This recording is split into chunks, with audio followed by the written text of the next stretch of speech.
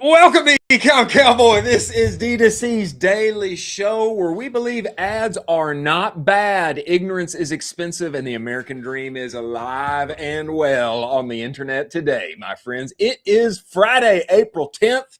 2026. We're coming to you live from an undisclosed location high atop a beautiful hill country-esque Austin, Texas. We're brought to you by Seguno, Postscript, and Insense, and we have got a jam-packed show for you today. The Shopify AI Toolkit has been released. You can now operate your store with your coding or non-coding AI LLM tool of choice. We're going to get into it. OpenAI is actually working in conversion tracking for all of their ads and their ads manager. And come to find out, this is the path for profitability for them. It is a big deal. We're going to talk about it. We have Chris Lang, the internet's favorite dispenser of green chili, fresh chili all across the interwebs. He's going to be joining us talking about story, brand building, etc., and many awesome things. And we also have Brandon Blum.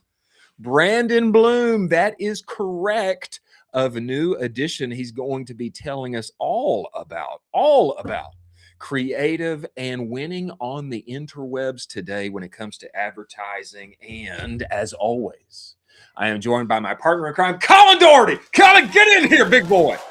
Get in here. Let's go. It's a Friday. I'm ready. It is a Chris. Friday. It is a day of days. And you know what? The great thing about what we do, brother, on the internet is that every day is game day. And this Every one day is no less. Now, we come to a very exciting time of the week, which Jack, I know, is preparing her overlay right now. We come to a very exciting time of the week. It is one of the favorite segments that everyone enjoys and listens to because we're trying to get the best people in the world connected to the right jobs. I've got the sound effect ready. I'm talking about the one and only Hot Jobs. Caliente. Caliente is right. Caliente is right. Now, Colin, I'd like to approach this a little differently this time. I'm going to go ahead and give my two. I know you got two jobs ready. I'm going to go ahead and give my two because these are a little bit of a combo burrito. And I want to set this up. I don't have too many deets on this, but this is hot and fresh on the X timeline right now. My number one job here of the week, Chief Operations Officer at Primal Queen. That is correct, ladies and gentlemen. Ancestral health supplements. You know, Primal Queen's been riding the zeitgeist with their supplements and bringing it specifically for women's health everywhere on the interwebs. Chucky, I think his actual handle is Chucky Hates Ecom. I don't know why it's Chucky Hates Ecom because he's so good at it. But he had this to say: looking for a savage COO, paying a low dollar? No, paying top dollar. Experience running all aspects of ecom. A right-hand man will pay for an intro that we hire. Chucky is one of the best in the game, and Primal Queen is on a rocket right now. This is remote. They're paying top dollar. Don't have a exact number on that, but it's top dollar. And it may be that you turn right around here in 12 months. And the Groons acquisition that everyone is excited about now, maybe it's going to be Primal Queen in another 12 months. And Chucky is looking for a COO. Give me your thoughts on this. You know that this is an incredible op. I'm interested. I'm not fully sold. Come on! Let me hear your second one. No. I think your first one's cool. Let me hear your second one. You're not impacted by this. This is an incredible opportunity. How often is one of the best operators in our game publicly asking for a C-suite exec to join a rocket of a company? I think this is going to be my winner. That's a good one. That's a good pick. I'm going to be so honest with you right now, Chris. I don't know what Primal Queen does. I don't Do know you what to don't tell. know? Oh, No. brother. And I Oh, can't tell brother. from the packaging, so I'm going to give Brother. them a couple knocks on that. Brother, you need to go and look at Primal Queen after this show because they have done an incredible job. They fit in the same mold of Heart and Soil and all of that, but their organ supplements are focused on women's health. Okay, it's women specifically. And they talk about for women's health, how in the past they used to eat organs that would benefit them and all of these things. They are on a rocket right now. And my second job is very similar. It is Primal Queen Head of Retail. Okay. It is Primal Queen Head of Retail. This is a combo burrito. Abdurrahim tweeted this. Hiring head of retail at Primal Queen if you are a savage. There comes savage again. You can tell savage is an important word to them. If you are a Huge. savage or know a savage that's been in the weeds of scaling a CPG brand into retail, let's talk huge opportunity to be part of one of the fastest scaling brands. That is correct. Now, I assume this is remote.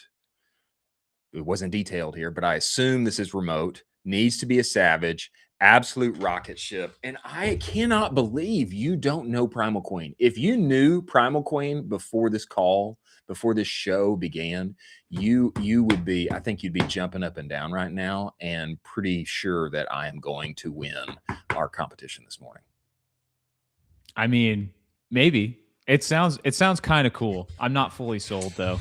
Okay, well, go and look at the LP after this. Just go to primalqueen.com and check it out. You will be sold. Okay, give me your two. Give me your two. You reacted in a way that I wish that you had it. Give me your two. All right, first one coming up here. Look at this. Senior Digital Merchandising Manager of Dyson. Do you know what Dyson is? Yes, I do. I do know Yes. what Dyson is because I am Absolutely. informed and I'm terminally online. Yes. Absolutely. Because they're an unbelievable brand. This is unbelievable quality. This is an unbelievable opportunity as well. New York City office. You get an absolute bag, 207. This is a not from the sidelines role. And you get to be a senior digital merchandising manager at one of the coolest, most premium brands right now that is selling incredible fans, incredible vacuums, also incredible in weirdly enough, the hair care space. I They're know. I mean, whatever they're doing right now is just flying off the shelves. Everyone's obsessed with it. The quality is out of this world. And you probably get a pretty sweet discount on some Dyson products, folks. One would think. One would think. I think from David Sinra's episode on the Founders podcast about Dyson, I think Mr. Dyson still owns 100% of this company.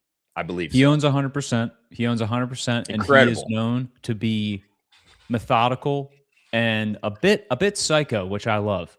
So that I'm, is my number one pick. Let's get number two in there. wait. I want to help you. I want to help you a little bit here. Lead and manage a team of e-commerce merchandisers across Dyson's multiple CMS platforms. Okay, complex. Yeah. And Salesforce Marketing Cloud, providing clear direction, coaching, and support to ensure consistently high quality output and excellent stakeholder experience. This includes helping the team mitigate and resolve complex technical issues, develop your team, taking time to understand individual development needs, and aligning them with broader team requirements and global business objectives. Very impressive, complex, worth a bag, great company. Okay, next. Absolute yawn what you just said though, but I'm focused on the fun parts of this job. Not absolute yawn. Crucial. Absolute yawn. Crucial, yeah. Okay, next one. PGA Tour. Do you know what the PGA Tour is? Heard of it. Yeah, it's massive. Golf is having an absolute moment right now. You get to be the manager of the e-commerce category experience. We just had the Masters. We just had insanely amazing stuff go on with the Masters, with viral moments, with Melbourne Golf, and all the above.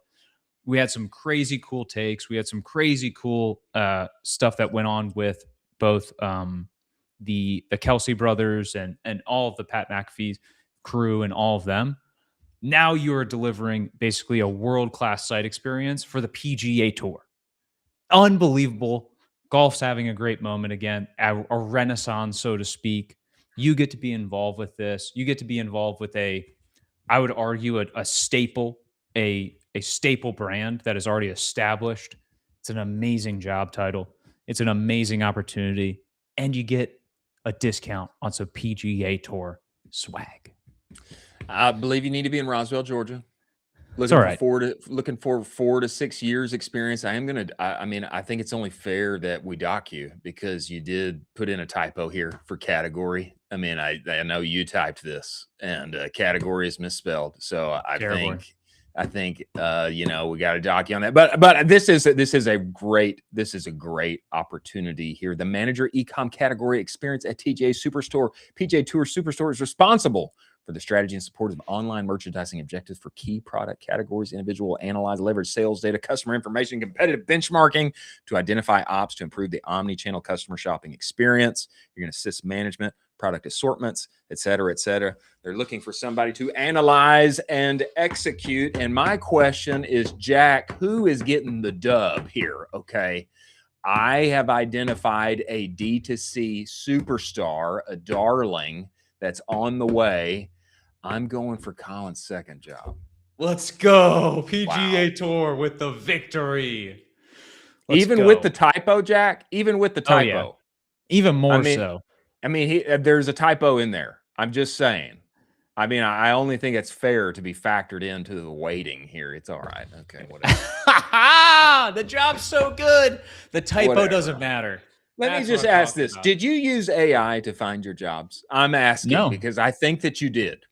No way. I didn't use AI. I go out into the ether and basically I meditate on it and then it just flows to me. It flows to me and they say, what are the best jobs that could beat Chris? And then that just enters my consciousness. Well, I found mine natively on the timeline. Okay. Yeah. And Primal Queen is going to the moon. And I want this to be remembered when they get bought for $1 billion or $2 billion next year. I want this to be remembered that I advocated, folks. Make a friend, find your way in. These are the hottest jobs on the internet. Go work with Chucky at Primal Queen, PGA Superstore, Dyson. I mean, it makes all the sense in the world. Now, we have Chris Lang, founder and seller of the best chilies on the internet, coming in here. But before he does, we want to talk about Insense. Ladies and gentlemen, don't we all want better ads? Yes, we do. We do.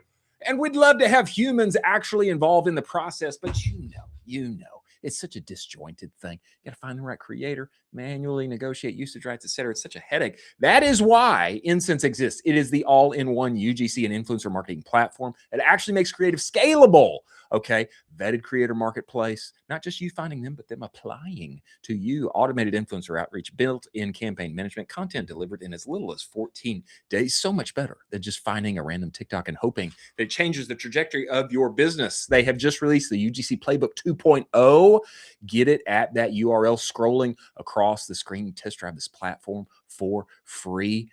Modular UGC is the path forward in the Andromeda era. CEO Danil was just on this show talking about it. Go work with Insense. Test drive that platform today. Tell them Colin and I sent you. Many thanks for them being part of the show. Now, we have CEO of Move Agency. Some people don't know that Chris does service work on behalf of the betterment and good of all of e-commerce. Some people don't know that, but many people know that he is the owner of Fresh Chili and the provider of the best chilies on the interwebs, bringing them everywhere and in every way. We want to talk to him about his story, helping e-com operators tell their stories and dominate the advertising world for the good of everyone involved. Everyone, welcome in here. Chris Lang. Chris, get inside this show. Oh man, what an intro. Wow. Hey, long time coming. Long time. Hey, congrats though. This is pretty special what you guys are doing. Thank you, man. Thank you. Yeah. We appreciate that. We appreciate that. It's a lot of fun. It's a lot of fun. It's like we all know like this should exist, you know. Come on, bro. But congrats for like pulling it off. Bro, stop. Just stop. Don't say what anymore. else do you have for us? What else are we doing? That's good. I got some free chili after the episode. That's it. All right. We will take that, man. Chris. Nice. Man, I've been looking forward to having you on here, man. You yourself have such a great story that is compelling. One of the things that we love to do and we want to do is we want to create an atmosphere where entrepreneurs crushing on the internet can be celebrated, one we can learn from, take lessons away from. And man, you have been doing that forever, it seems like now. And if you would, for people who don't know, I'd love you to just give some foundation on how you got to where you are today. And what was it like growing up? How did you become eventually now owner of one of the top 1% Shopify stores on the internet? But how did you get here, brother? Yeah, I'll do this in 30 seconds. A lot of practice lately. But I grew up Cherokee in Oklahoma. My stepdad was Cherokee, learned to read, write, and speak Cherokee. Wow. It was extreme poverty. I had a very extreme childhood. I did not grow up in America like most, Americans. Definitely lived like in a third world country type of atmosphere. And that really shaped a lot of like just my beliefs and how important storytelling is and storytelling, for traditions. And it just really kind of stayed with me. And so I think I turned about 30 and I started my first creative social agency. And then in 2016, started my first Shopify brand called Oregon Mountain Outfitters, screen printing t-shirts out of my garage. Every purchase paid off the debt for all the families on the reduced lunch program in New Mexico. Wild. And in 2020, we paid off the debt for all the families in Las Cruces, which made Seriously. Yep. And then what happened afterwards, there was Title I legislation in New Mexico that passed as a law that no children should go without food at the public schools. And so just kind of kind of like one of those moments in life where you're not dreaming big enough, and so it's like, oh wow, like okay, and so through that, my partner was making this Hatch green chili product in his home with his wife. And then we got together and we built a manufacturing plant, shipping, kitchen, roasting, bottling, the whole shebang, and just got baptized, into the whole Yeah. And wow, man. I was 2019, and then like 2020 happened. And I'd already like converted us from like, I think when they reached out to me, they were like on what is Wix. And then, they converted us to Shopify. And then basically just did restaurant, winery, Airbnb, coffee shops. I did a lot of different things in between. And about 2 years ago, when I started to be kind of like tell my own story online, I was just basically, I was in the midst of like,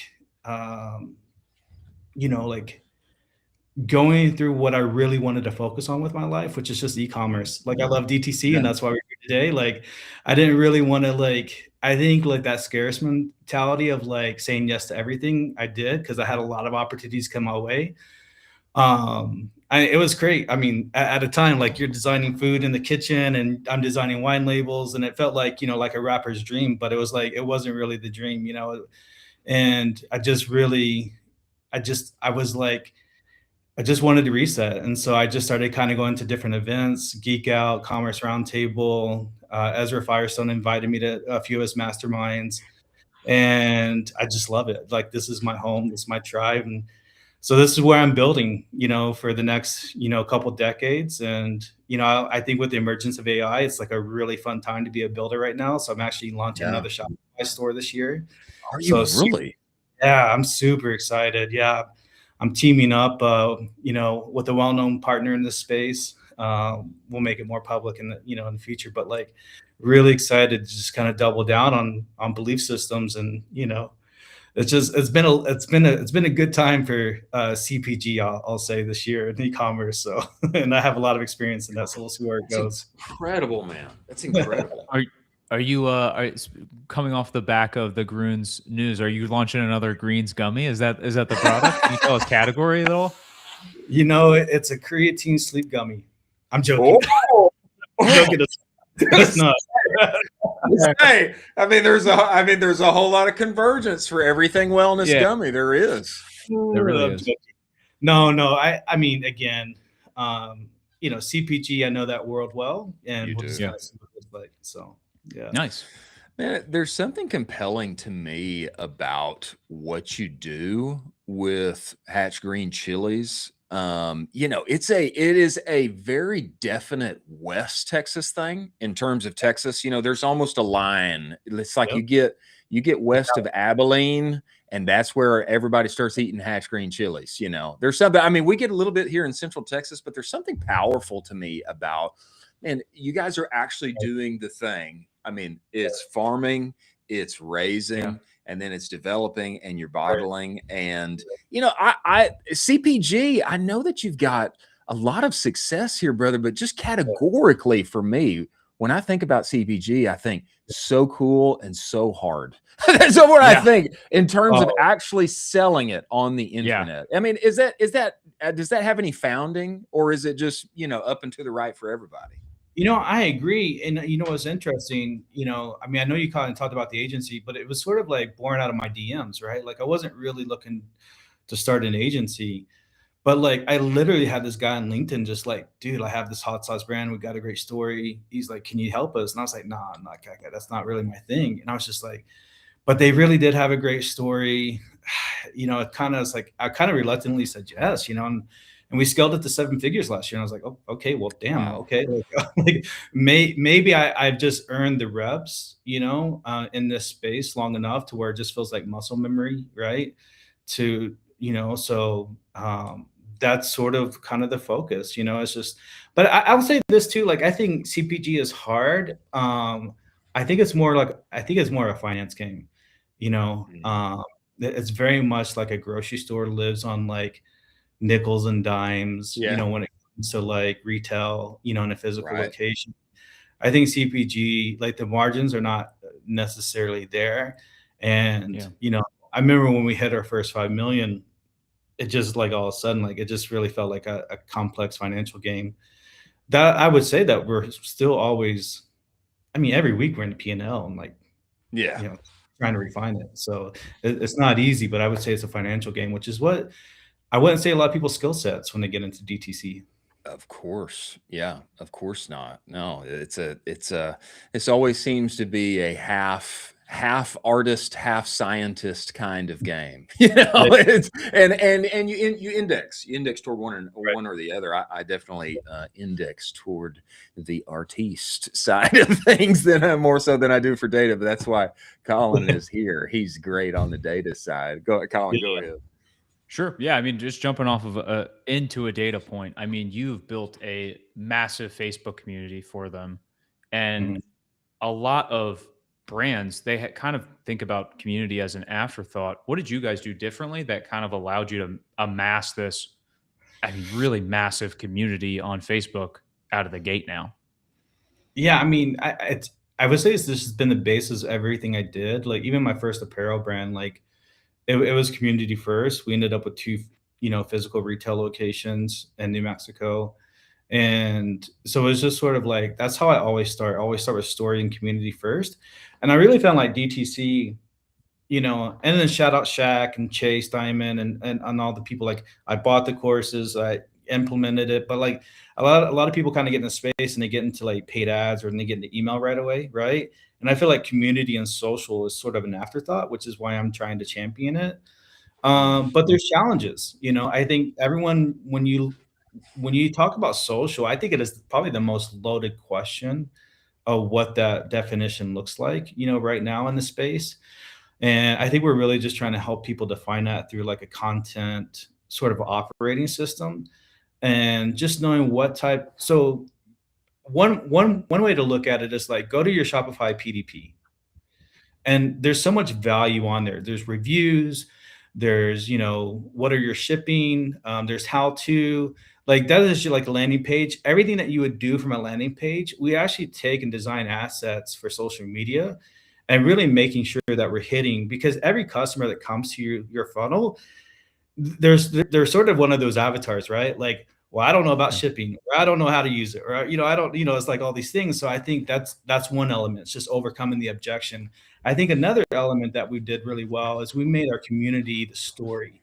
So obviously we led with our story, but we want to make, you know, our customers' journey, you know, we just want to be the guide and we want to make them the hero. So we created I see you, Chris. I see you, brother. There's a lot of this language that I love, man.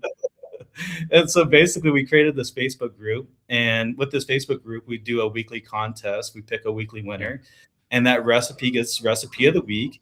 And what we did, I think one of the coolest things that we did, well, before I actually tell you the coolest thing we did, so we actually embedded that on the website, post-purchase email checkout, handwritten letter inside the shipping box to join this group, right? Because if you buy our product because you like our ads, you like how we eat cheeseburgers at the, on the bed of a pickup truck at the farm, like whatever, right? Like I do. You're going to be like, okay, great. How do I use it? So like the recipes and community was the big function of like, how do we get that repeat purchase rate, right? Because we didn't want to just kind of sit there as a novelty, like, oh, I really like this company, but I don't really know how to use it. So the group has made like fried rice and lasagna and, lobster rolls, and which is great, just kind of expanding, the Southwest cuisine into other palettes. So I would even say like post-pilot, direct mail, handwritten notes to join our cooking group after you purchase the first time. Like we try to think of every touch point in the customer journey, point them to the cooking group. The other thing that we did really well too is at the end of the year, we turned the recipes into a cooking group, our cooking cookbook. And so now, now they have a physical copy that they can show their friends and family, like, oh, I'm in this cookbook, and so like, it's really cool. I would say we use it as a lead magnet. We give it away. We give previous editions for free, for in exchange for email or post-purchase, or, we can also upsell it. We can do digital, we can do physical. So I would say like, how can you create, community through your product? And I know that doesn't apply to everything. I mean, how do you apply that to XYZ product, right? I think in CPG it's really easy to do that. And that should be the kind of the game plan for a lot of brands in this space. But again, if you're selling a widget, it's hard to get unless it's spinners. Spinners might be cool. I don't know. I think this is an innovative approach for your product. I mean, when I was thinking, how do I create, I'm just thinking in my head, how do I create community for fresh chili? I don't know. I don't know how I do that, but I think this is a compelling principle, and I think a lot of brands and founders probably find it difficult. It's easy for me to say my story, why I got into this, how we create it, all of the things. What's much harder to do is to tell a story that your customers can be invited into. Tell a story that positions your product as a help on their journey to whatever their sunny day looks like, at the end of the rainbow. And I find this very inventive and creative for a food product. Do you have a framework? You have something that you do? You sit down when you talk with founders, somebody's in your DMs or saying, hey man, I know, we need help on our socials. Do you have something that you start with and questions that you ask, et cetera, when people come to you? Yeah. I mean, I think that's the other good thing about the agency is like, it's had me, when I'm in the CPG, like when I'm in my brands, like I'm not really thinking about the process. I just execute it. Right. Like it was not something I've had to like duplicate and, or have like a team member, from, each system be accountable for each data point. So like, it's been cool. I've been working on that. And I've started to share this a little bit more. I launched a newsletter. I actually just sent out the framework in a newsletter today. And, even on X, like I noticed on X, I talked about this framework maybe yesterday, the day before, and it had like 100 saves. And I was like, wow. So I'm having those aha moments where it's like, okay, just deliver value and systems to the community. And that's kind of where I'm at right now. I am in the process of doing that, but really, like, I think you're right. Like, how did we create a community and like, what is that framework? I can definitely outline it, especially with Claude. Man, Claude just makes it feel like the things I've always wanted to kind of talk about. Like it now allows me to kind of, have a system behind it, instead of me just yapping. That's awesome. That's awesome. Yeah. It helps you systematize that, right? Yeah. Well, I want to see what, go ahead, Colin. I want to see, I'm looking up whatever this framework was right now. They got 100 saves because I need to save it. Yeah. It's the 1 to 100 million content framework, I think is what it's called. Yeah. Wow. Nice. Yeah. Because we're implementing other brands too. Nice. That's amazing. Yeah. I mean, your paid ads are famously unpolished, Yes. and you talk about, it's you eating it on the Right. back of a pickup truck. It's very Which is casual, great. It's which great. is amazing. Where Yeah. does that come from, and how are you talking that through with brand owners? Where a brand owner comes to you and they're like, "Hey, this is scary for me. This is not on Yeah. brand. This isn't like how we usually do things. Like, I'm Right. afraid to spend my dollars behind this." How do you Right. talk them through this conversation? Because what you're doing is completely unique. Right. Yeah, I think we're seeing this a lot with a lot of ad agencies right now, right? Like I think Meta's ad space is being capped to a certain degree unless you're whitelisting or if you're a founder ad, right? Like I think those are the two big hacks and 26 meta ads. You're kind of doing one of those two things and seeing a lot of success, unless you got like a really great promo that you got going on, obviously. But like, so I've been thinking through this and I actually created a guide of, how to film founder ads. And I think like what we tried to do, I didn't release this. I just kind of released it to like a few people that asked for it and some people that needed help. But basically what it is just like we're trying to make it as easy as possible where it's like, hey, just literally hold up the phone, talk in it, and then we'll handle the rest. Right. Like we'll edit it. And it sounds easy enough, right? No. That's just a mental barrier. And so Yeah. this is actually something as we kind of talked about, like how do we continue to add value in this ecosystem? Like I'm gonna do this from the farm. I'm actually going to go and make some how-to videos. So like, the Love headspace, it. of like how you gotta do things. And I think it's hard too, because like it's weird that some people have watched, you know, there's been like millions of views on videos I've done, like and compared to an NBA basketball game or a show on Hulu. Like that's like asinine, right? So you can also get in your headspace about that, right? Too, right? Like, okay, like more people are gonna watch this than then watch those things. And you kind of realize like the brevity of the situation. I'll tell you what I kind of do. I actually have to go blank in my head when I'm in those Okay. moments. Like it is something I don't even know how to I mean, I don't know the best way to like practice it, or explain it. But I literally have to, I sort of like, I have to turn everything off, my internal voices, of like, of what your friends or family are going to see, or, what people are going to send you, text Yeah. messages, all things, right? Like comments in the feed. And I go like, and I think too, it's like, as I do that, I'm glad you asked this question because this is really good. Like I haven't had to really like think through this framework and this is really good. And I think I go blank, right? It's like that moment of like hitting the game winning shot, right? For athletes, right? It's like you sort of you just go in the zone and you execute. And I think in that moment, it's like, why am I doing this? Right? Is it for ego reasons? Then it's all the wrong reasons. Ultimately, I'm doing this for my family. I'm doing this for my employees. I'm doing this for my partners. Like I just try to go to a place of where like my deepest convictions of why I'm building this business and having to remove my ego from it. I Wow. love that, I love Chris. that. I love Love that. I that, mean, Chris. I can only speak for myself. I try to Yeah. also bring that to this show as well. I mean, Mhm. Chris and I talk about this where I just try to go blank, and it's just like I'm here with you, Chris. That's all I need. Just you and me, man. We're just hanging out, having a fun time.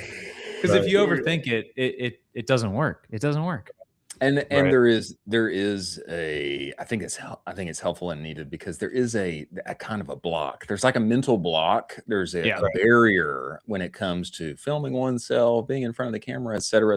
There's things to overcome there. But like you said, so crucial to winning on Meta and other places on the interwebs in 2026. Chris, man, I appreciate you making the time and coming on here, but you can't go until you tell us where people can find you, follow you, get the newsletter, get the frameworks, Yeah. and talk with you, work with you, etc. I mean, somebody wants to get into the Chris Lang secrets to success. Where do they go? Where do they find you? Where do they talk to you? At Chris Lang Social, I kind of just adopted that across all platforms. So that's the best way. And then too, just, if you're hungry, you want to make your burger a little bit better, go to freshchilico.com. There we go, baby. There we go. Not just for the Southwest, but for the rest of the United States and the whole There we world go. as well. Hey, I'm serious. We got one of my. I'll just tell you this in closing. One of my favorite memories of like building this brand was getting a cease and desist letter from Kraft Heinz. So, yeah, Whoa! Whoa. let's go. Whoa! Let's do go. it. Yes, That's what I'm we on your gotta radar. do. Cool. Finally. So, yeah. That's great, man. Chris, we appreciate you coming on the show. We look forward to having you back and talking to you again, man.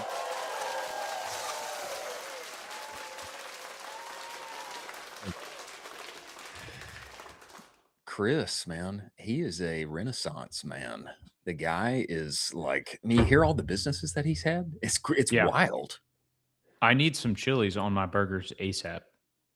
Yeah, hatch green chili. You know, it makes its way into Central Texas for sure, and South Texas, but it's like a west of I-30, I-35 thing. And I know that that you used to live here. You remember I know 35. what you're talking about. It's like a west of 35 thing. It's a very distinct geographical featured product that people west of I-35 love very much, but a lot of our brethren that are further east, they just don't know the delights of, and they got to get it.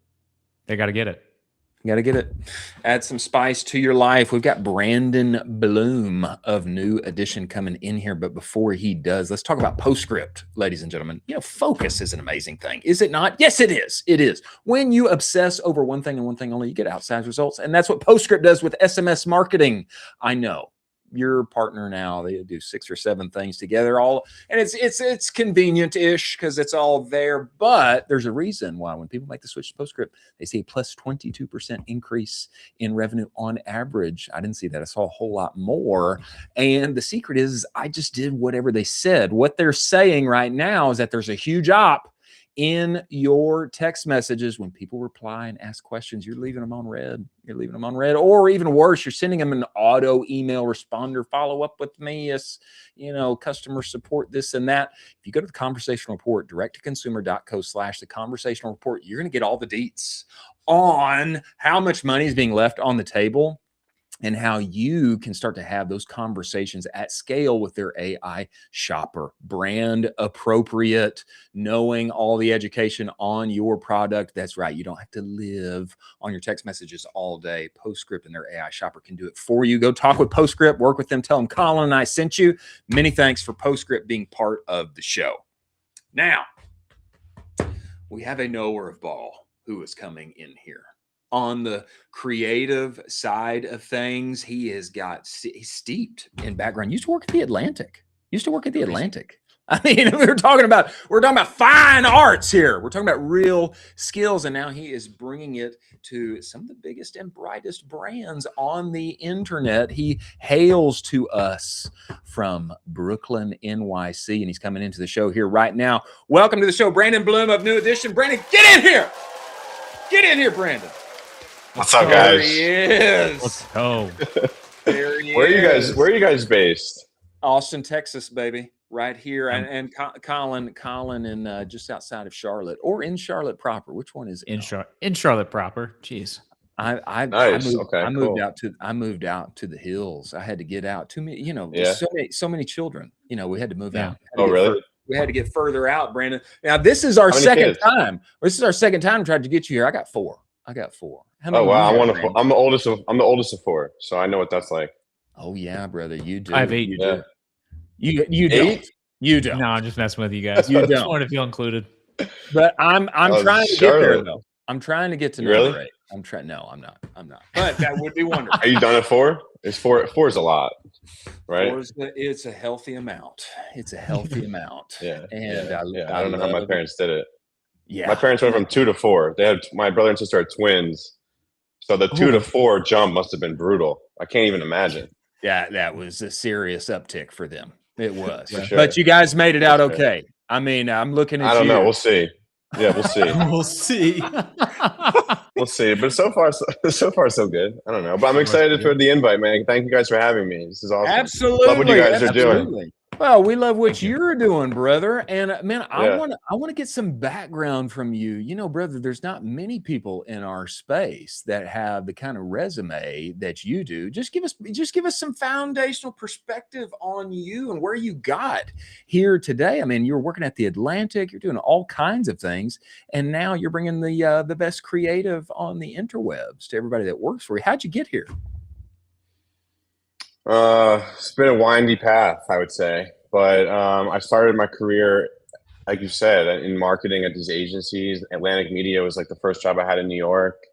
Just on the account side, learning some stuff about advertising, but this is more traditional media, I would say. Like, so you're talking like the custom content, the banners, like, I mean, Yeah. the old kind of digital marketing, digital advertising. I got my start in that kind of world, and then I started a brand with my brother in 2021. It's kind of like a side project. It Yeah. was an apparel brand. It was like a way for us to give back during the pandemic. We never got it to max, like we never really scaled it like a crazy amount, but we got it to like a mid 6-figure brand and learned a lot about ecom that way. Like I didn't even know I was in ecom, but then I looked up and we were like trying to figure out Shopify. My brother was building a website. It was just like, one thing after the other. There's a lot of things I could say about that business, but a couple of years ago, I started my own shop and I kind of like moved away from that brand. It was apparel is a tough category. Tough. We didn't raise any money. We were just grinding, like trench warfare, grinding out sales, doing pop-ups. It was just exhausting. It is. But I learned a lot. And then I started my own agency and I've just been like networking, throwing events in the city, trying to provide value as much as possible. And that's what I've been doing the last like year and a half. And I basically built the agency through relationships, honestly. Just people. I know you mentioned like the knower ball thing. I mean, I throw a basketball event, I throw a dinner, That's right. I do all kinds of things, and I just want to build a great network and just provide value. That's like really my focus right now. I find that so unique how you have been crafting and creating these events. I want to double click on that, but go ahead, Colin. Well, I was just gonna say, I feel like you kind of sold yourself short on what you did with that brand. I mean, you've donated thousands upon thousands of meals to folks with that brand. And that is absolutely incredible. I think you definitely should give yourself the kudos for that, where it's like, we'll give it to you. Yeah, we'll give it to you. That's absolutely unbelievable because most brands it was don't very do rewarding that whatsoever. Yeah, that's absolutely incredible. Yeah, for sure. It was great. Yeah, that's huge. I would love to talk about these basketball matches that you're putting together with founders, investors, brands, all of that. Could you walk us through like, how did this come to be? Did you just wake up one day and you're like, I love basketball, I'm going to get all my friends involved? Like, how did this come to be? Yeah. So when I started the agency, I thought, I had to start building, get my name out there. So I started hosting events. Like I said, I do an event at Shopify every quarter. That's really successful. I started hosting a monthly pickup basketball game just because I do love basketball. I've been playing my whole life. Always made friends that way. I've always built relationships that way. And it was a really simple, basic concept. I would just invite clients. I would invite people I wanted to work with. I'd invite founders, investors. I'd rent a court here in New York City and Brooklyn for 2 hours. I started doing it every month. I called it Founders Basketball. There we go. And people just loved it. And we've never really, it's been all organic. We have over 1,000 people, founders mostly, on our email list. We have a run in LA, a run in New York every month, a run in Boston every month. Hopefully Seriously? a couple more cities. Yeah, and we're gonna. Brother, this is like it's like nationwide, man. It is. We're building like a community of founders that love that are like niche down to like loving the game of basketball, loving connecting that way. And it's pretty category agnostic. It's CPG, it's venture, it's tech, it's media, it's all over the map. So it's been pretty cool, and we've gotten sponsors involved, and it's honestly been amazing. It's been a labor of love to this point, but it's starting to monetize a little bit. Which category is the best players? Is it venture or is it the CPG guys? I feel like it's CPG guys. So that's a great question. They grind, so they're probably used to. They probably throw some elbows around on the court. That's a good point. That's a good take. You know you have to grind CPG. It's just exactly. It's just you gotta throw some elbows. They're managing the game. You know what I mean? They're really a game manager. Yeah, they don't want to drive. They're just trying to knock down threes. Yeah, they're not as physical. Yeah, there you go. No, it's a good question actually. I don't know what category is the best ballers. But maybe we need to do some sort of tournament where we find I out. think so. That would be amazing. I think That'd be we do amazing. in maybe in Rucker Park or somewhere Yeah, there you go. exciting. You know, There you go. Yeah. Yeah, for sure. Man, so I find this like compelling. I mean, brother, you're putting on an event at Shopify in NYC once a Unreal. quarter. Yep. That's Yeah, unreal. that's You've great. got Yep. the basketball. You've got the basketball games going on. Like they're expanding in multi cities. Tell me. Number one, I'd love one to come to Austin. Not that I'm any good at it, but I'd love one to come to Austin. Do we have one in Yeah, Austin? we don't, but it's funny. I was just on a call. I might come down there in a month for there's a summit on May 8th. Come. Yeah, I might come down, and if I do, I'll definitely let you know. You should come. Let us know. But tell me about these events at Shopify. I mean, it is like in my mind, Shopify is kind of like it's like hallowed internet ground. When you get in there and you bring people in there. I mean, what does this look like, bro? I've been seeing the pics, but tell me what this thing actually looks like when it plays out. So I partnered with so this guy Anson here in New York City started this concept called Ugly Talk. It's like a live panel, mostly all over the map in terms of like content. So they'll do stuff about fundraising, e-commerce, real estate. Like it's pretty all over the map. But he reached out to me. We've became friends, and he reached out to me about doing a panel at Shopify. This is like a year and a half ago, and we basically partnered on it. I helped him with panelists. We help each other with sponsors. Shopify is obviously an amazing partner. They let us use the space. And we just try and have good. It's similar to it's not live like what you guys are doing, but it's similar. We're just trying to have cool conversations, learn from people who are doing it, learn what's working, what's not working, and we pack the place out. We get like 220 people in there. It's like the max capacity, and people love it. And again, coming from a value standpoint, like I'm trying to provide value for the audience. I've gotten better at it. I'm sure you guys have too. Every time you do this, like you get better at doing it, and that's been cool too. It's just been a chance for me to like be a leader in the space, and I try to take advantage of it. I'll say too is that if you can meet people face to face, get to know them, shake hands with them, they listen to you, you listen to them. I feel like, I'll just say, I mean, I've been agency side a couple of times. I've been brand side, and now I'm on this side. But I find as a buyer, if I can meet somebody and I like them, and they give me some little juicy tidbits, some knowledge, some nugs, then I'm already down the path for working with them. I'm 60% of the way there. I agree. I think people really crave it now too, with how everyone's doing the virtual stuff. I think when you meet people in real life, it's one of the main reasons I still live in New York after 10 years. Like I think it's really important to meet face to face and build relationships. I think it's really, really important if you can. So yeah, that has to have been an incredible feeder and benefit to New Edition. It has. It's good lead gen for sure. It's incredible, man. It's smart. Can I ask you guys a couple of questions? I know that I'm the guest, but I want to ask you guys some questions, if that's okay. Yeah. Okay. All right. So tell me how this started. I want to hear the origin story, not to throw it on you guys. Yeah. Chris, so yeah. So origin story. I've known Colin. I was scaling. I got to know Colin when he was part of the founding marketing team at Triple Whale. 2020, I was the entire marketing team for a small baseball brand called Bruce Bolt, and they make batting gloves. There's a number of the MLB guys that I could point to that you would know. Jazz Chisholm used to wear them. The Mets. Now, when you say he wore them, like are these partnerships or are these people just like the brand? No. Yeah, if you look at the Mets, there's like half of the Mets wear them. It's a batting glove with a lightning bolt on it. But anyway, they're great gloves. And over a 24-month period, I mean, brother, we hit scale like I had never seen before. I mean, we were one of the fastest growing stores on Shopify, and I was looking for everybody all the help I could get. And so I just went to like every Triple Whale event that was here in Austin. I got to know Colin. Obviously, Colin, built and sold his own brand. I mean, he's actually also sold his own. Can I say that? Yeah, you can say Colin? it. Yeah, you can say it. Colin has already built and had a Shopify app acquired as well. But he's had a ton of time on the agency and software side. we were great friends, and I always wanted to make content together. We tried it a couple Mhm. times, and the episodes popped. And Yeah, you guys are really good at it. well, I appreciate that. And then going into this year, I had the best job opportunity that had ever been offered to me. And there's a group of sport brands, great guys. And then, but this thing with this show was just here. And it was in my heart. And I had to push in the chips and go all in on Wow. it. Yeah, that's what And you here have to we do. are. You have to go all in. You have it's to some in some degree, right? You can't half-ass it.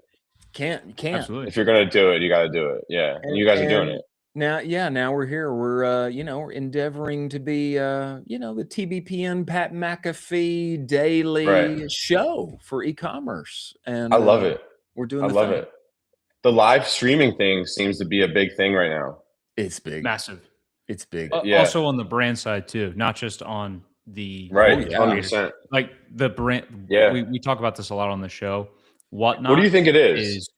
I think it's just people About wanting live to streaming? connect with people. Yeah. It's the Yeah. authenticity. We've seen so much. Right.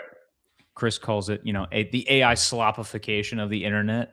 Mhm. And it's just, we want to have, the real human beings interacting with stuff. Right. And Yeah, if you you're can't going hide. live, you can't you can't hide.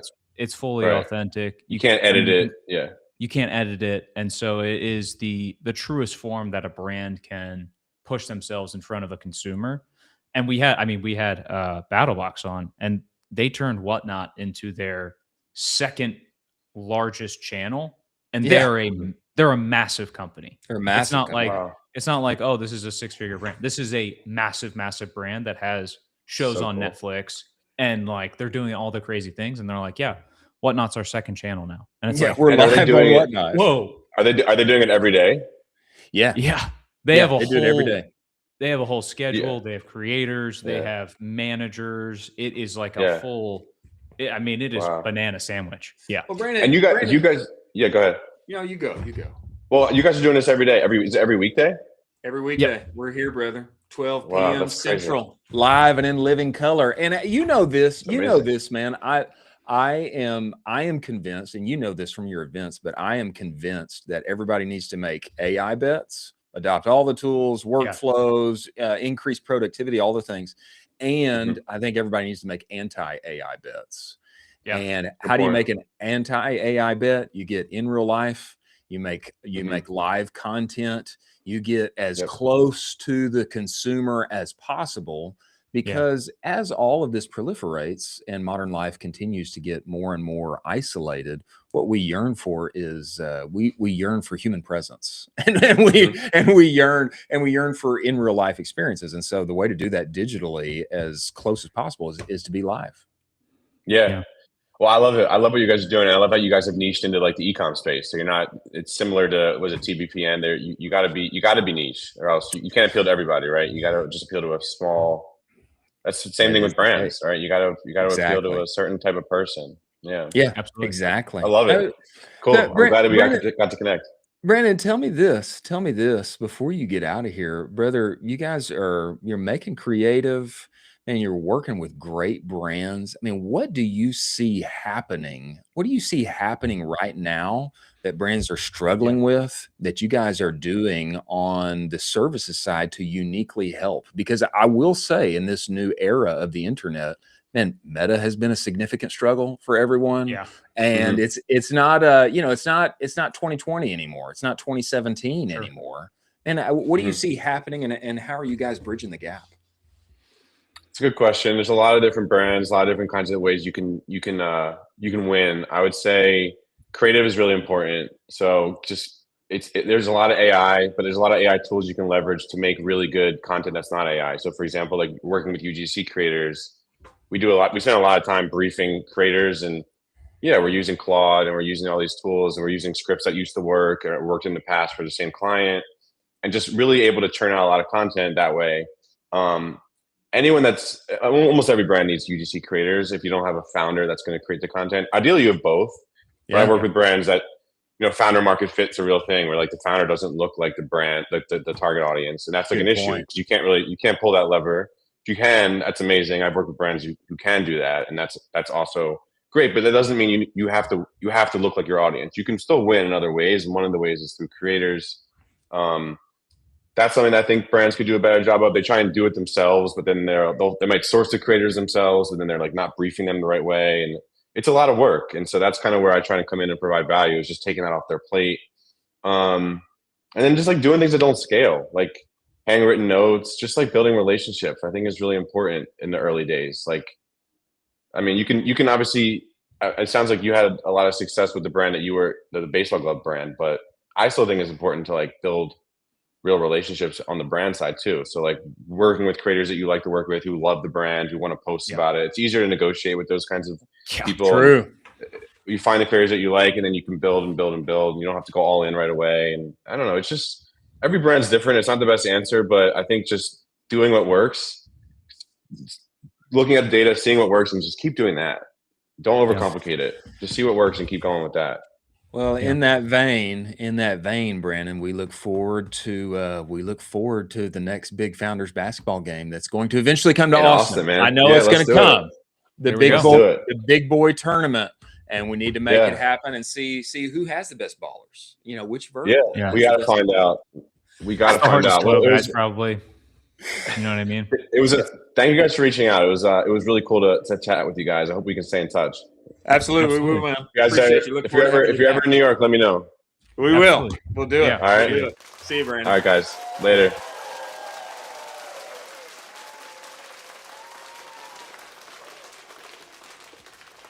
Let's go. You can tell he is a connector. You can tell. Oh, for sure. Yeah, the whole thing about him. He's a great connector. It's such a smart thing to do, to be the host of an event.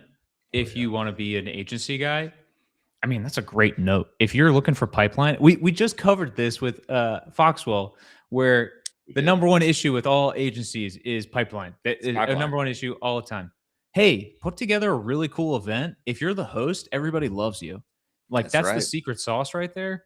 And why not just like, if you're already playing basketball, why not just do it with friends? Or like, why not? I don't know. If you're playing baseball, if you're playing soccer, if you're doing whatever, just get out, get some folks together and be the host, and everybody loves you. Yeah. And I'll say unique too. The Absolutely events that unique. he's putting together, they're unique. Number one, what's unique about the Shopify event every quarter? It's at Shopify. So number one, that's unique. Okay. Do I want to be there in a packed out room? Yes, I do. Okay. Yeah. So that's unique. And number two, on that same event, what are they doing? Man, they talk about all kind of things, you know, a wide range of topics, which increases how many people they apply to and who will come, etc. So it's wise, and I kind of like the ugly talk. I like that angle. You know, it's like real talk. Yeah. And then on the Founders basketball, you know, it's unique. It's not, you know, your kind of standard gathering. People are going to come together, play, sweat, etc. We all know that adult friendships, not that easy. And so if there's a place that you can go, have a good time and play and exercise and, you know, network with other people who are doing what you're doing, then it's a win-win for everybody involved. Really smart. Absolutely. I bet you the CPG gamers are the absolute ballers of that. I promise you those guys are grinding. I don't know. The more you guys were talking about that, I was thinking, I was really thinking it's got to be the VC boys. I think the VC boys? I do. Yes. I think the VC boys. I don't know. Let me tell you why. Okay. We all know they're hitting the gym. Okay. They're hitting the gym. They're rocked up. Okay. Are they on some stimmies? Yes, they're on some stimmies. What stimmies are they on? All of the stimmies. Okay, all of them, all of the stimmies. Okay, and where are they going to go eat? They're going to go hit Nobu after, or something even more niche and cool than that. Okay, and they're looking good, and they're dressing sharp, and you know, I think all of that would translate to the basketball court. That's my point. That's a good argument. That they got probably the best, you know, fuel ability to be in the best possible shape out of everybody. That's a good argument. You know, I like that. The CPG founder, super tired. They worked 15 hours. Super tired, bro. The day before. Super tired. Yeah. Super tired. Yeah. That's Yeah. fair. I like that angle. That's a valid argument. That's a valid argument. I think the VC boys might take it, but hey, we'll see what happens. Maybe we Exactly. can help our boy Brandon put together the ultimate tournament of tournaments for Yes. Founders basketball in Austin. Wouldn't that be incredible? Yeah. What if we could put it like on the backside of like some gathering that's already happening? That would be great. I Have love more it. people in town, and I love then it. Knockout style. yeah, knockout style, which is a great Knockout game, by style. the We way. get a champion, and then it's like, boom, you're the champion. Or you know, I know there's an enclave of tennis players out in SoCal that, you know, I know there's a little enclave. Maybe, you know, maybe we take it to the hard court in that way. I don't know. We'll see. Chris, you don't want that. You don't want that because I'll break it out and get crazy with it. Well, I need to remind people every now and again, once upon a time, your boy was an athlete. Okay. That's fair. I mean, once upon a time. Now, I will say the games that I excel in all involve aggression. That's the underlying through. That's the through line is if aggression is an element of success in that game, then I will usually do well. Some of the finer things in life, like the golf swing, maybe not quite there. Okay. But just putting that out there. I'll be your partner for tennis. I'll help you. Appreciate that. Absolutely. Before we move to our last round of stories, we've got a good last round of stories here to hit. A couple, and then we'll do a lightning round. Let's talk about Seguno.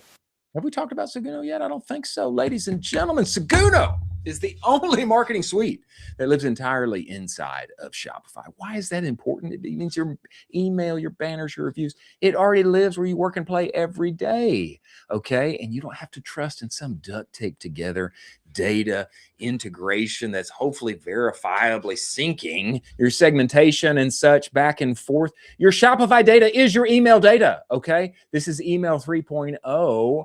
It is a big reason why Seguno won the Shopify 2024 Build App of the Year. Okay, one-click automations, actual humans that can help you. If you don't have a full-time email marketer on your team, Seguno was built for you.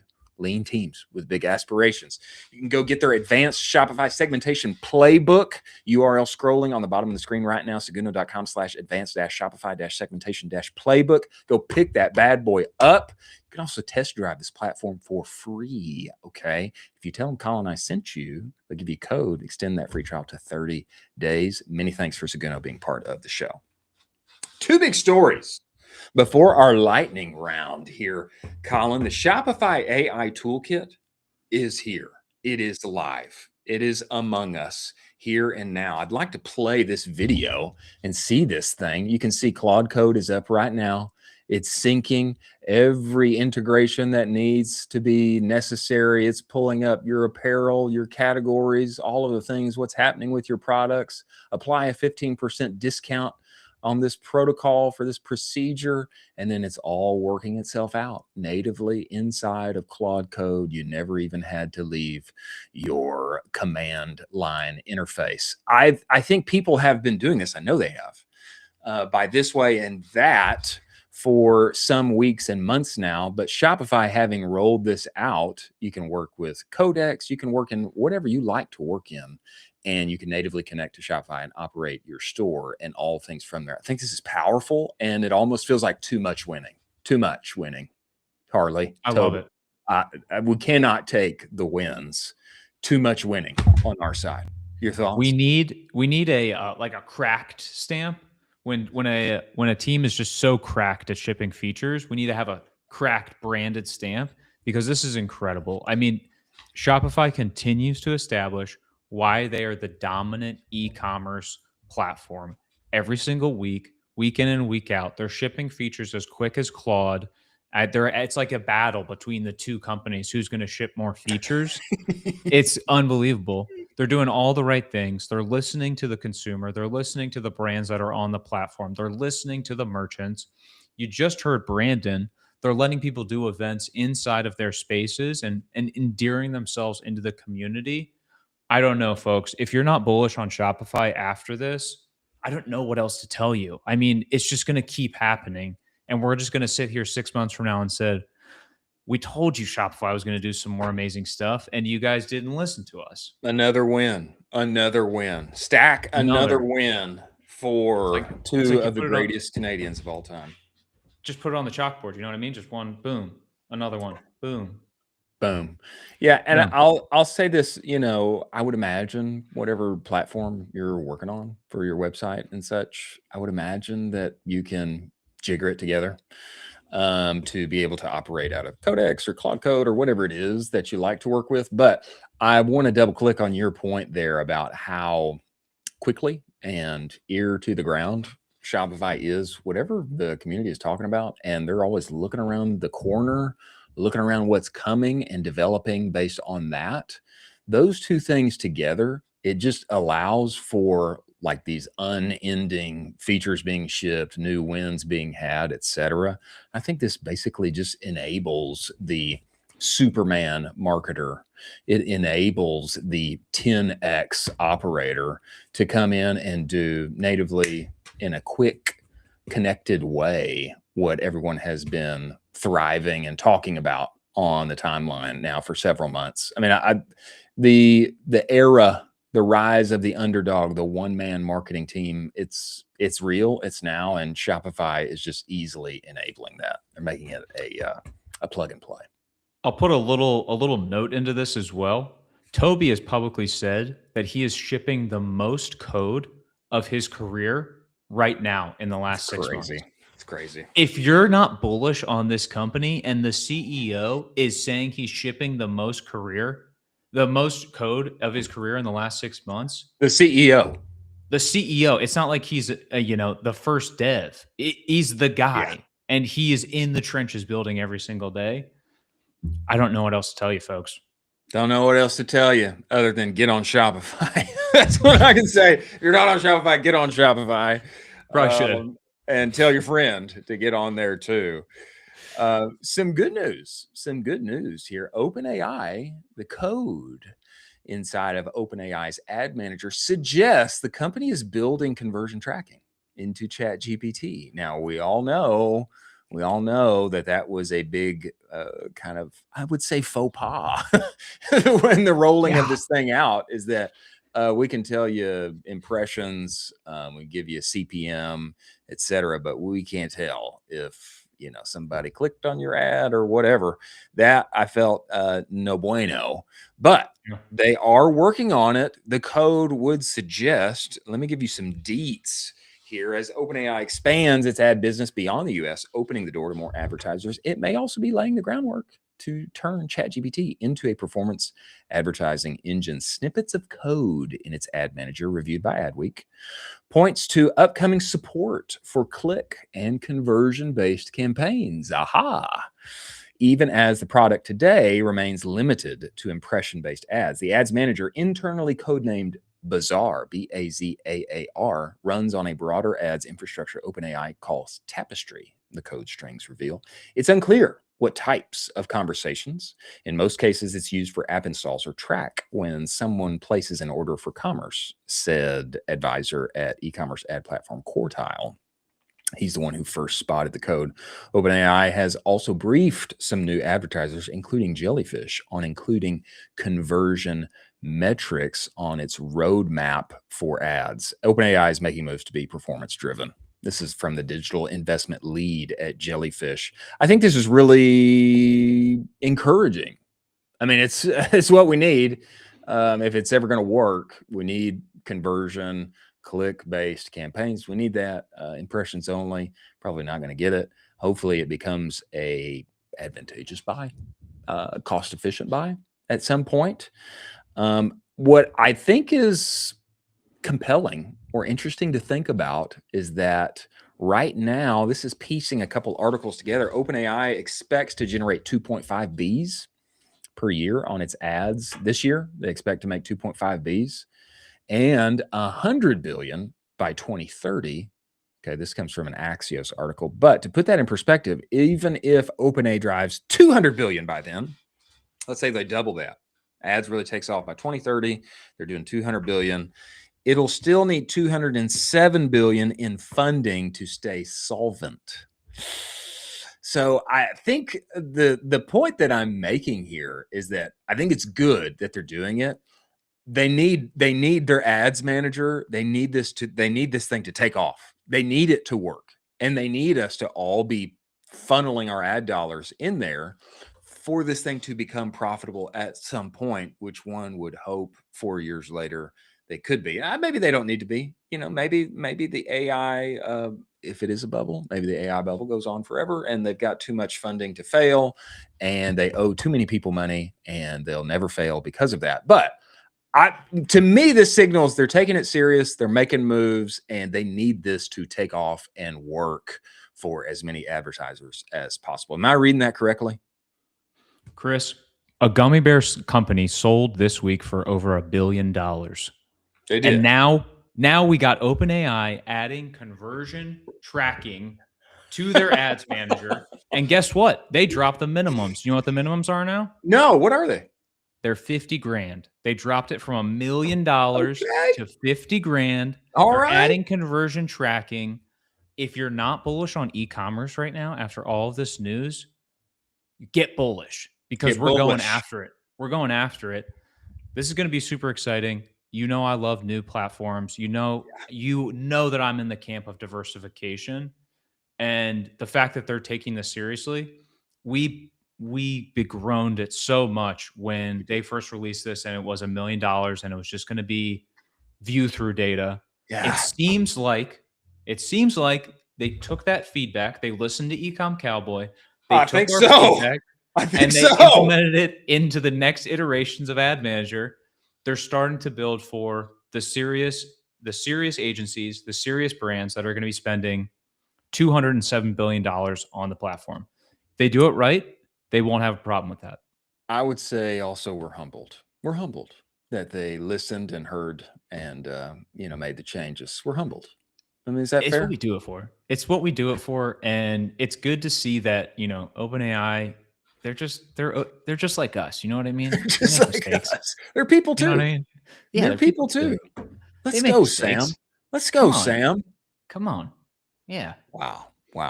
Okay, one more story here on the ad platform, ad tech side of things. Meta got some problems. Right now. This comes to us from Rock Hladnik. This is a $200+ product, not an impulse purchase. Something is broken in Meta, and he has circled some advertising analytics inside the ads manager. I'm just going to read it to everyone if they cannot see it or zoom in on it right now. 7-day click, 1-day view, 1-day engagement, 10 purchases. How many clicks for 1-day click conversions? All 10. 7-day click, all conversions, 10. 28-day click conversions, 10. Incremental attribution AI conversions, 10. Everything's a 10. It's 10 all the way across the board. Okay. 10 people saw it, 10 people clicked, 10 people purchased, and something not right. Something's wrong. And if you've been following Rock, he's been tweeting a lot about this. I think a lot of this came as they recently had the update that they rolled out. And there's been a lot of outcry on the timeline about this. Doesn't seem like there has been any resolutions as of yet. But if you follow Rock, you follow David Herman, then you should be at the bleeding edge. I think there's a lot of unfortunate things like this going on right now in the ads manager, Colin. If you're using in-platform reporting in the big 2.6, you got what's coming to you. You need to not be doing that. We had Ryan Garrow on the show yesterday who made it very clear. You need to be using third-party tracking tools. He did say that. You need to be using server-side tracking. That's a little extra bump for folks that want to get to the next level too. Meta attribution is not going to help you with your business. If you're staying inside of there, you're going to bleed money, and you're going to have stuff like this every single day where you're going to be like, this is awesome. I love this. I'm crushing it. That's not real data. You have to use real data. Use something else, not inside in platform in the big 2.6 of our Lord and Savior for e-commerce.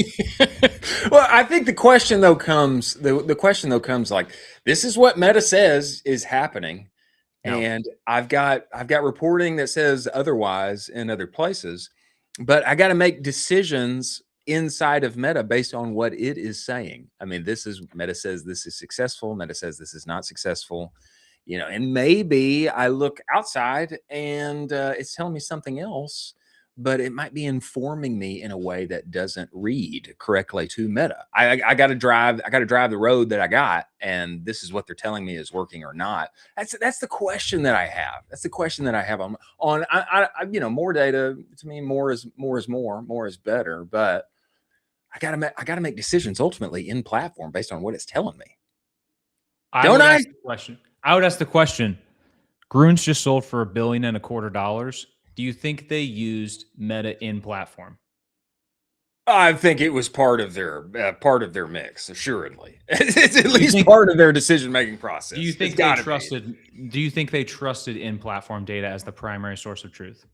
Well, I don't know, but I would say it's got to at least be part of their decision-making process. No shot. You said it's not at all. No shot. I would say they trust it probably 10%. I'd say they trust it probably 10%. Bro, somebody is listening to you right now, and they're trying to reach through their phone and punch you. I know it's happening. No way. I know it's happening right now. Somebody is way. trying to reach through the phone and punch you. I know that this is going to come back. This is going to come back to you, big boy. It is. We're gonna have a team member from Grun's on. We're gonna ask him this question, and we're gonna get to the bottom of this because I can promise you they did not use what you're saying. Well, I've been on both sides of this. And I think you can probably hear that when I talk. I've been on both sides of this. It's fine. Right now, I'm looking at the ads manager, but I'm open. I'm open to being persuaded. Thank you. I'm open. Thank you. I am very open to being persuaded. Okay. Now, lightning round of stories. Story number 1. What is Tory Rowe doing? What is he doing? He released this tweet, okay, that is mysterious and intriguing. Okay, I know it's long and you can't fully see what's happening here, but he says this is the future. Every order fully mapped from first click to last purchase. What can you do with this? What can you do with this? Or he's probably saying, what can you not do? This is limitless. Okay, now I'm zooming in, okay, on the, actually, it's kind of hard to zoom in on this thing. It's hard to zoom in. Yeah, it's a massive doc. Okay, I'm zooming in on it right now. Okay, the ad.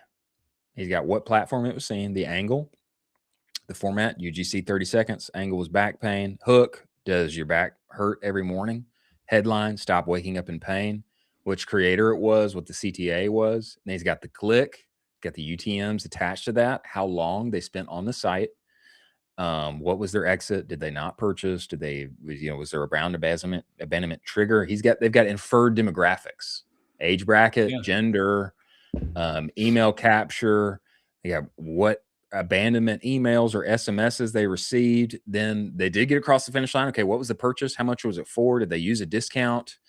Identity resolution.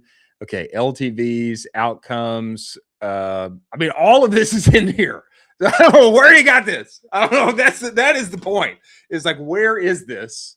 And that's what people are asking in his comments. Like, hello, Tory, what is this, brother? Where did you get this? I don't know. I don't know if this is looking backward. I guess it would be looking backward. I don't know if there's some functionality to look forward based on, where somebody is inside the funnel, but very interesting. You have any thoughts about where this is coming from? I know you don't like it because it's not just in Meta Ads Manager. Get out of here. It's outside of Meta Ads Manager. Get out of here. So, I'm a huge fan of this. I think more and more teams are going to be basically taking their raw data from a ton of different sources and basically trying to clod out some things. Super unique cases, business to business, entirely on the business's goal. And so I think there's going to be these kind of like hodgepodge kind of micro SaaSes put together that are extremely product specific only. A great example is what Dean built for Heart and Soil. I mean, he built that it's kind of basically we're doing this, but it's just these little mini micro guys that they're building out for specific use cases. I love this. This is great. He's given us a few more deets in his comments now. Apparently this is a Dream Labs creation, apparently. Because I'm looking at it. Cody Plofker asks, what can you do with this? He says, I'm not going to blast everything. We're working out on X, but if you want to link, I will give you a breakdown on what you guys should roll out. Mike Beckham says, this is awesome. Dream of ecom is going to be fulfilled, specializing operations and experience to individual customers. Tori says, my guy gets it. Yeah.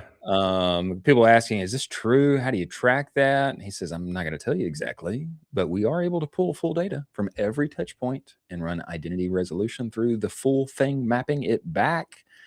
This included in your tool. Not sure if we were giving this one out yet. Most likely an add-on with predicted CLTV, CAC degradation, persona analysis. Oh, is this the new Shopify AI toolkit? No, completely custom. Nothing with AI. Very interesting. Very interesting. I'd love to get my hands on it and see kind of how it's actually operating. Come back to us, Tori. Yeah, come back to us and come show back us to us and show us, because I find it very interesting and compelling. Okay, I wanted to include this next story because you are quoted.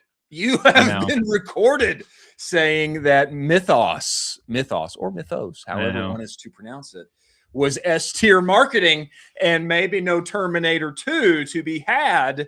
But I'm not sure Treasury Secretary Scott Bessent and Federal Reserve Chair Jerome Powell feel that way. They summoned Wall Street leaders to an urgent meeting on concerns that the latest AI model from Anthropic will usher in an era of greater cyber risk. Methinks the government thinks that this is more Terminator 2 than S-tier marketing. I just wanted to bring this up. I mean, it's hot on the timeline this morning. When I saw this, I immediately thought of my take, and I thought, you know what? Maybe I was completely wrong about that. And this is kind of scary now, because if Bessett's talking about this is a little scary now. My ears are perked up. And I'm definitely paying attention to it. The cybersecurity threat is that's a super real thing. And God, it's a little scary. It's a little scary. I stand by my original take that this is more Terminator 2 than it is a marketing campaign. But I do think it is a great marketing campaign for their capabilities. But what can we do about this, ladies and gentlemen? Nothing. We better keep selling. Better keep selling widgets and making deals and taking care of our clients and customers is what I'll say. Yeah. But it will be interesting to watch. And the good news is the Shopify AI toolkit is here. So that's the good news. That's good news. Pretty good. Terminator 2 maybe here as well in its nascent form, but we shall see. We shall see. New money printer just dropped. This comes to us from this week's guest, Rob Friend, famous for his takes and vantage point on D2C advertising, law, court cases, etc. He said, all right, who wants to make a Billy with me? And he's got a great first shot of this oncoming product here. It's vegetables. It's your greens in Zen pouch form. New form factor. Okay, gummies. It's been done. Greens already got acquired. We need a new form factor. What is it? It's pouches, baby. And I questioned him. Does it give one a buzz? That was the question, because there are many pouches out there that have nice effects, and people like them for various reasons. Rob said that the ancients called broccoli nature's PCP. Oh my gosh! He said many of our users report feeling unstoppable. Oh my gosh! This is obviously a joke, but I mean, if one could put your vegetables inside a pouch, I mean, probably there'd be some takers. Throw some stimulants in there too. Throw me some caffeine in there, some creatine in there, and my veggies. Exactly. You'll sell 1 trillion of them. You'll sell 1 trillion. New billion-dollar money printer. I do just want to underline the point. Patrick Cadu made yesterday. He was like, do people really like this better than eating a salad? Yeah, they do. They do. Yeah. They do. Big time. Salad's not that fun. It's not that fun. Yeah. Salad's not that fun. And you know what might even be more fun is a pouch. Might even be more fun. It could even be more fun than gummies. Could be. Yeah. Could be. You load those veggies in. I do have one concern that maybe we are indexing too much toward the matrix, in which one just takes in your slop. Just take your slop, take your nutrient slop, and stay glued to the screen. But I will say, I'm a fan. I'm a huge fan. If I can get my greens in a fun new form that tastes better than the alternative, I'm down. Yeah, throw some peptides in there. You got me sold. Peptides and peptides, Peptides, greens, caffeine, creatine. Put it all into a Zen form factor. Put it in my mouth. Yeah, exactly. Last 2 stories of the day. An interesting collab that not everyone is excited about, and I'd love to get your take on this. Liquid Death, famous for their collaborations, their interesting advertising. This comes to us via Andrea. We need to talk about the downfall of Liquid Death from cool to cringe. Because what are we even doing with these collaborations? She's talking about the Liquid Death and Pop-Tarts collab. Yes, there is a Pop-Tarts Carnage flavored strawberry toaster pastry flavored iced tea, which actually sounds kind of awesome. Now, as I think about this, is this where they are getting their money from nowadays, since the IPO never took place? First, Fruity Pebbles water, and now Pop-Tarts. Alexa Kilroy, former workmate of yours at Triple Whale, sure. She had this to say as well. She likened this to like 7 or 8 versions of Scream, or 5 different versions of Shrek. I don't know the words to explain it, but this feels like when a movie series makes too many sequels. Like, we don't need Shrek 5. And we also don't need Pop-Tarts Liquid Death. I get it. I think it's an interesting metaphor. I think it's interesting, but I'm totally here for this. I'm very happy. I'm very happy to drink the Pop-Tarts flavored Liquid Death. If it was at my grocery store here, actually, it's probably at this gas station. It's probably at the HEB gas station. Maybe it's not, but I'm going to check it out. If it's there, I'm going to buy it. I'm going to buy it. I find this compelling. I dig it. I mean, this was the same thing with Ghost and Sour Patch Kids. I loved it. It's a great flavor, and it's a great collaboration. I understand. I think Liquid Death has had a bit of a downward slope, I would say, in the recent past. So it's easy to take punches at them right now, because they aren't really the Liquid Death of who they used to be. I would say that's a fair judgment. But these types of collabs, you have to make them. You have to make these types of gambles in order to kind of stay relevant in the zeitgeist. Maybe this tastes delicious. We don't know. People are talking about it. 2 people made really significant tweets about it that got significant reach. This is starting conversation. I'd try it out for sure. I know, Chris, you'd grab one too. I think you have to make these types of bets if you're this type of company and you want to stay relevant in the zeitgeist. You can't just be basic, boring. Orange John always talks about brands have to do interesting stuff.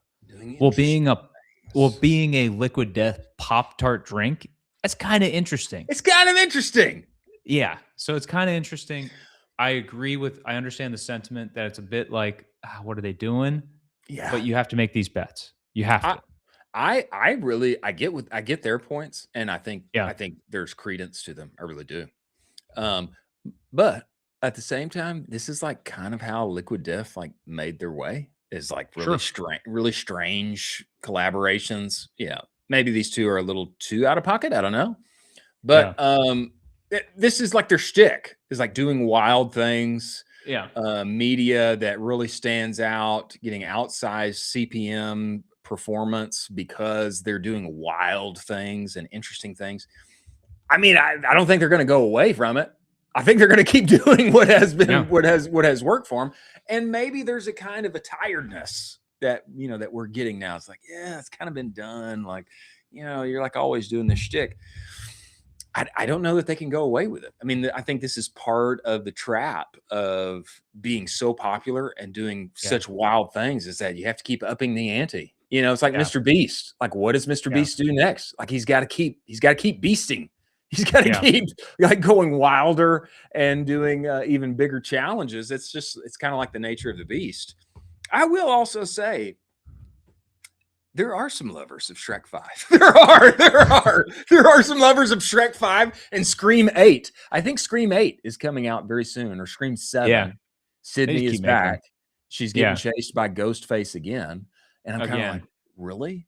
Really? Like, do we need 7 of these? I had that thought literally last night. But I'll also say, like, I've watched every single James Bond. All of them. Oh, so good. And it's like it's the same story again and again. Yeah. Like, do we need more of these? I just watched I think I'm 1 or 2 short of watching all of the Sean Connery James Bonds. Like, what's going to happen every time. It's like the same thing.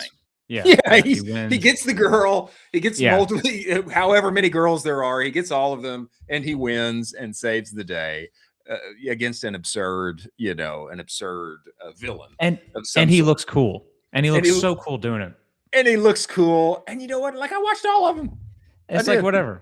It's like whatever. I know what I'm getting into. It's fun. Like I know what I like. And I think there's going to be some substantial customer segments that are like, I'll try it out. Why not? Pop-Tarts. Yeah, baby. I'm here for it. Make a Cheetos flavored one. I'll try that.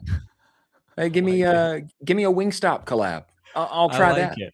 Give me a Hidden Valley Ranch collab. I'll try it. I'm here for it. Give me a Gruns collab. That'd be kind of cool. That would be cool, actually. That would be cool. Yeah. There we go. And as long as it tastes good. I don't know how it tastes, but that's the key.